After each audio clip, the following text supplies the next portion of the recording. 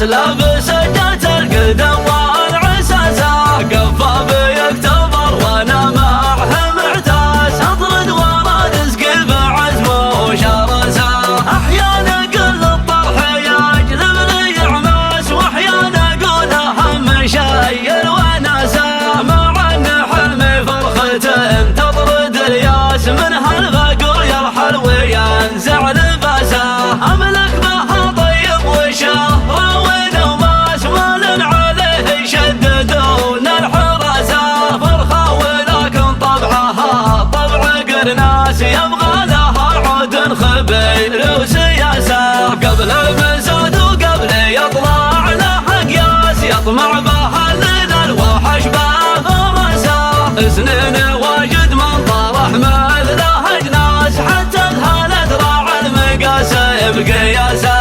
من الطبع والكرم تاخذ الباس، وصف يبي له ثقل عقل ودراسه، كان الثقل قال لي على صدر جلاس، طعس تذرف بين بعد الحماسه، من غير عتقها ومن غير الابواس، شوط تنافسها السنه وانكاسه، تشبه لحمر جابها طيب الساس، وافرح بها بالطرح ربعه وناسه. خلي وتقصر عن فعايلها الانجاس، يجعل عينه ما تذوق التعاسه، من لابت بالطرح تشهد لها الناس، من قبل ما الهم لا يحطون اساسه. كم عصي تعب طويلين الانفاس، لاستلمها اطرف لابت الى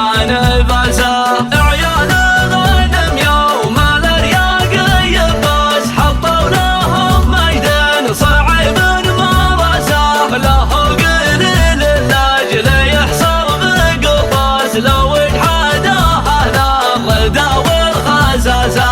يا الله يا اللي ما غشى عنك انعاس، تورد الجبن شد عنا نعاسه، بس بابه جاس ما هو بيه جاس، لو اعترض له دالهن فر راسه، من شدة الضيقه ومن قله وناس، ما عاد فيني للقصايد حماسه، الكل شي بشارته الدقن والراس، سبب لجزلنا الفعول انتكاسه. احاول اصبر وادفع الضيق بالباس، واسلب